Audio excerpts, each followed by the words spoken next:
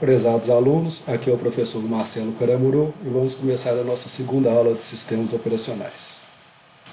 Essa aula nós vamos traçar um histórico da evolução dos sistemas operacionais ao longo do tempo. Em 1833, um inglês chamado Charles Babbage propôs o primeiro computador, que era conhecido como máquina analítica. O porquê que ele propôs esse computador? Até então, todos os computadores, entre aspas, da época, eram na verdade máquinas de um único propósito, ok? Então Pascal propôs uma máquina de somar, o Leibniz propôs uma máquina de somar e multiplicar, utilizando o conceito de acumulador, e por fim um francês chamado Coleman tinha proposto uma calculadora das 4 operações básicas matemáticas: somar, subtrair, multiplicar e dividir. Charles Babbage, então, propôs uma máquina que fosse capaz de executar qualquer operação que ela fosse programada para fazer. Para operar essa máquina, seria necessário uma programadora, então ele contratou a Ada Lovelace, que é conhecida como a primeira programadora da história. Esse computador, a máquina analítica, ele era composto de 3 componentes: a armazenagem ou memória para guardar os valores que seriam trabalhados, o moinho ou a unidade de cálculo e as unidades de entrada e saída, que seria através de cartões perfurados. Na prática, essa máquina nunca chegou a ser concluída, mas ela serviu de inspiração para diversos outros autores.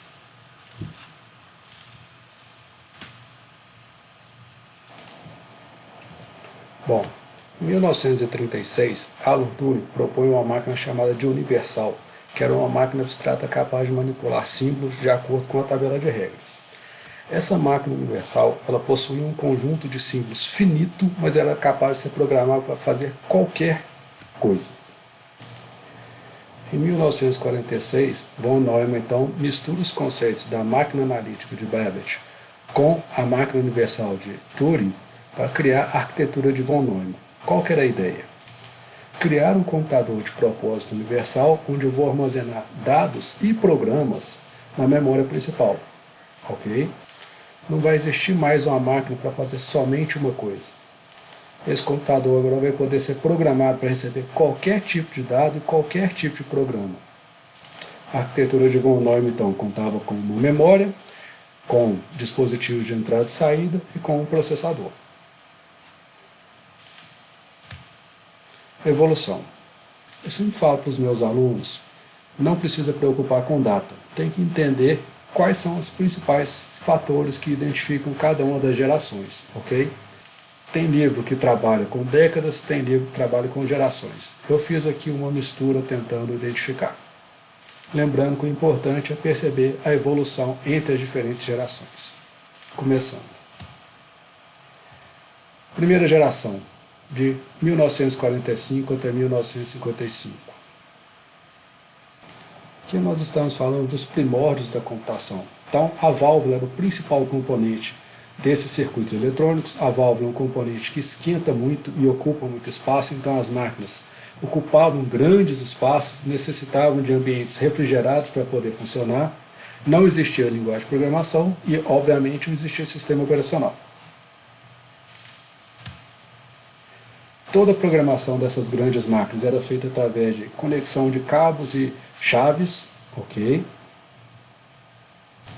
Então, depois de programar, conectando todos os cabos e ligando todas as chaves, o programador tinha que torcer para que nenhuma das válvulas queimasse, porque a válvula ainda não era um componente confiável.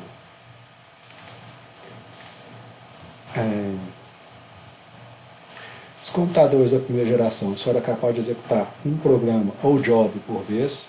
Em 1946 surge o ENIAC, fundado na Universidade da Pensilvânia em parceria com o Exército dos Estados Unidos, ao custo de mais de $500 mil. Em valores atuais,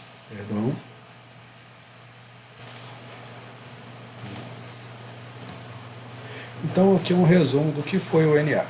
Ele era capaz de fazer 5.000 somas, 357 multiplicações ou 38 divisões por segundo, tinha 18.000 válvulas termoiônicas, pesava 28 toneladas, consumiu o equivalente a 178.000 lâmpadas incandescentes, ok? Ocupava o tamanho de uma casa, praticamente 167 metros quadrados.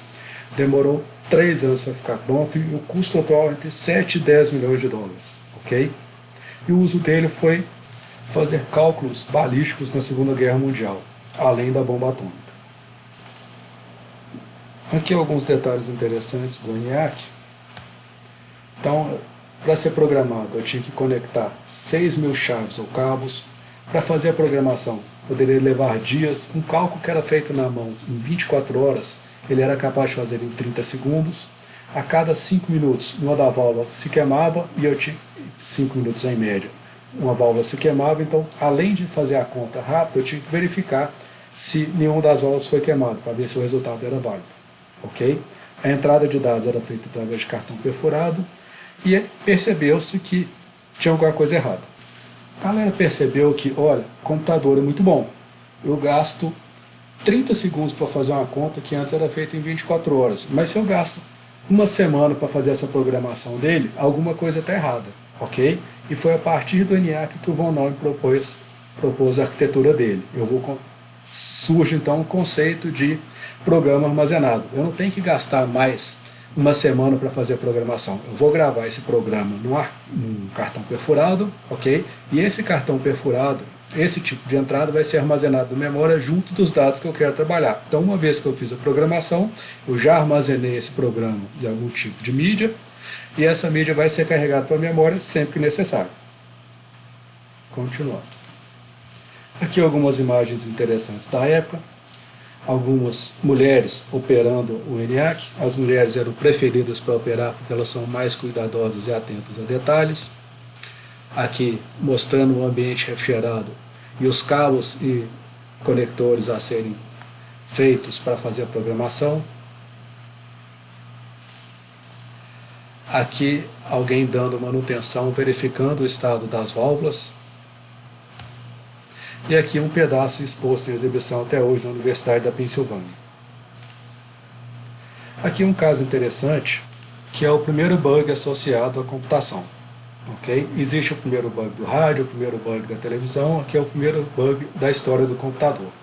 Então, resumidamente, aqui às 8 horas da manhã inicia o programa de arco tangente, às 10 horas da manhã o programa é interrompido, os resultados são anotados, 11 horas começa o programa de cosseno, às 3h25 começa o programa multissomador, às 3h45 o relé número 70 do painel F teve uma bruxa, uma mariposa ali, pousou no painel, ok, e atrapalhou o cálculo.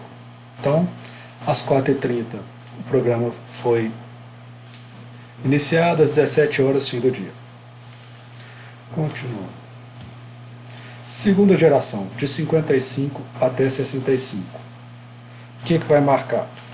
Surge o transistor, ok? Foi fundado nos laboratórios da Bell, fazia a mesma função da válvula, só que agora com a confiabilidade muito maior, só que com um custo muito maior também.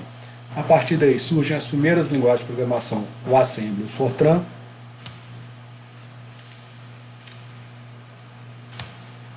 As máquinas continuavam em salas especiais, com temperatura controlada, com acesso controlado. Surgem as primeiras memórias magnéticas, que eram a evolução a partir do cartão perfurado.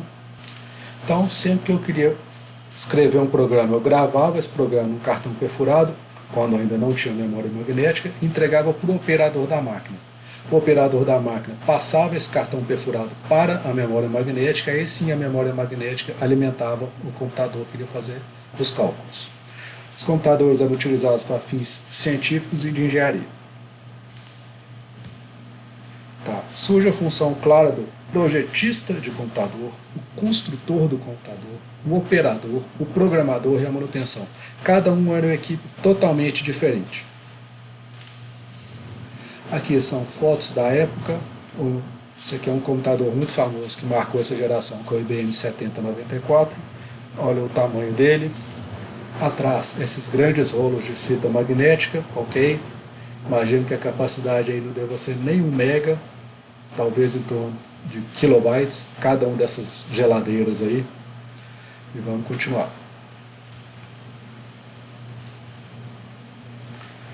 A terceira geração é marcada pelo surgimento do chip, que era um conjunto de transistores agregados. Okay? Então, numa mesma pastilha de silício, em vez de eu ter um, eu vou ter vários transistores agregados. Okay?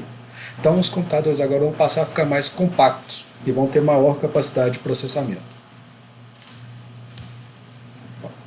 Então aqui a comparação de tamanho entre uma válvula, um chip com dezenas, centenas ou até milhares de transistores e um único transistor. Dá para ver então, além do calor que a válvula faz, a diferença de tamanho. Continuando. Na terceira geração percebeu-se que 80% do tempo do computador ele ficava parado. Ok? Como se chegou a essa conclusão?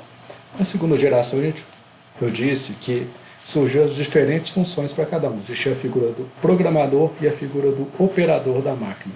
Então, às vezes o programador tinha algum erro no seu código e o operador não percebia, colocava o código para ser executado na máquina, ia fazer outra coisa, então, com o erro no programa, o programa não era executado e a máquina ficava parada. Ou o operador não teria como saber quanto tempo esse programa ia ficar sendo executado, se ia ser 1 minuto, 10 minutos, 1 dia. Então, ele colocava o programa e ia fazer outras atividades. Consequentemente, caso o programa fosse interrompido mais cedo do que ele imaginava, a máquina estava parada.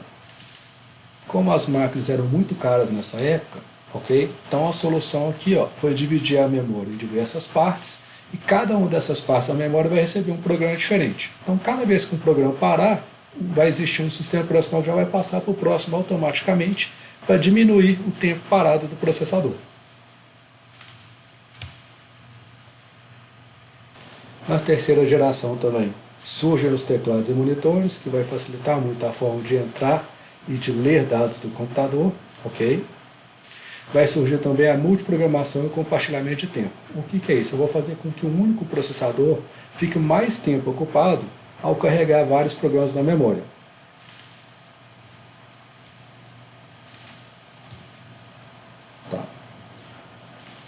Na época, existia um sistema operacional da IBM chamado de OS 360. Ok? Ele inventou o conceito de spooling, ou operação periférica simultânea online.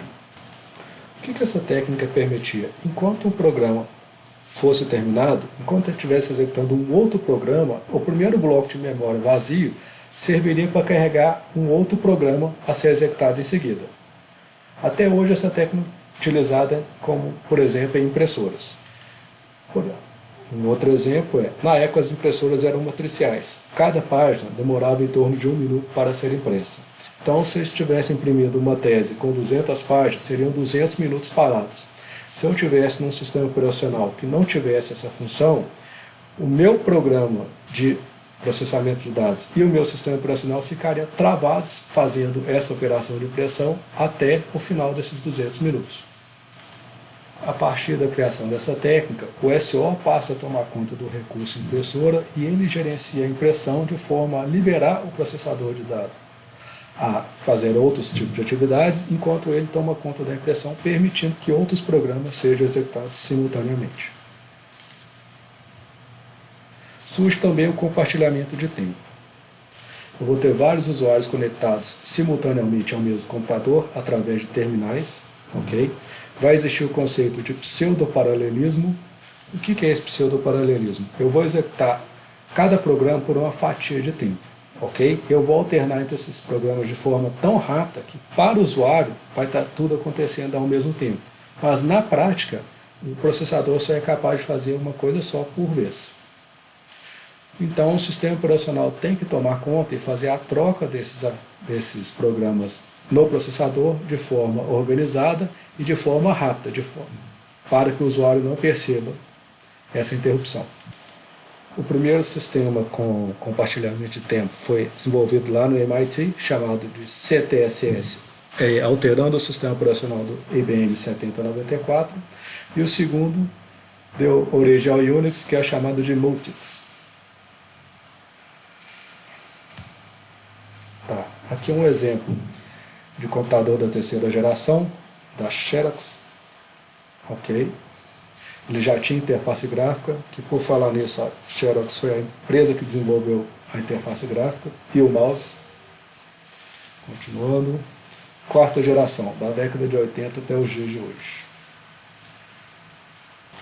As empresas fabricantes de chips conseguiram cada vez mais colocar mais transistores dentro da mesma pastilha de silício. Então tem aqui o LSI do inglês, integração em larga escala, e o VLSI, integração em altíssima escala, ok? Fazendo cada vez mais transistores na mesma área de silício. Surgem as linguagens de programação de alto nível, tais como o Pascal e o C, e as primeiras interfaces amigáveis para que pessoas que não sejam especialistas sejam capazes de operar computadores.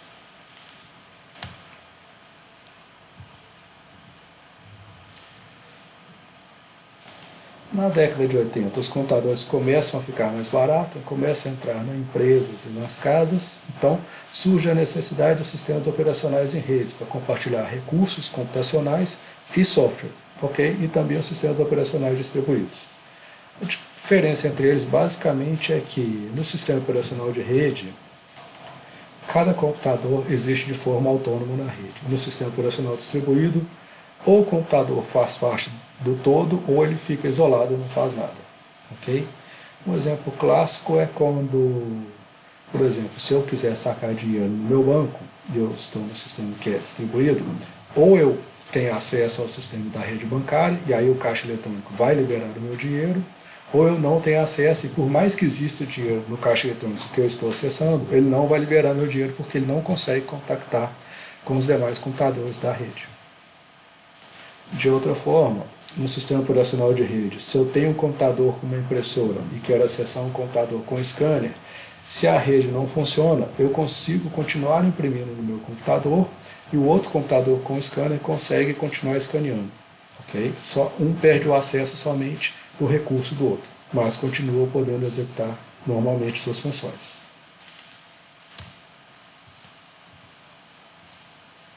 Tá. Na década de 90 surge a internet comercial, ok? E com isso começa todo um histórico de malware que afeta a segurança dos computadores. A Microsoft passou uma empresa dominante na área de sistemas operacionais e surge também o conceito de software livre proposto por Richard Stallman.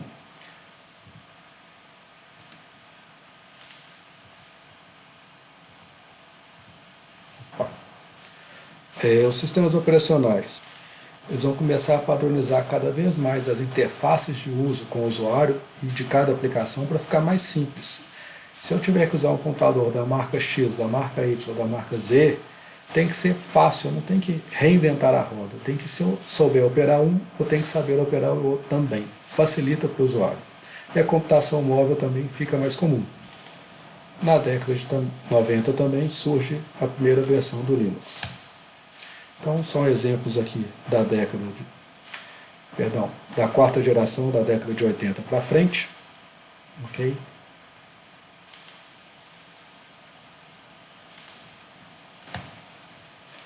A quinta geração. A quinta geração, o principal fator dela é um enigma de quando acabou a quarta para quando começou a quinta.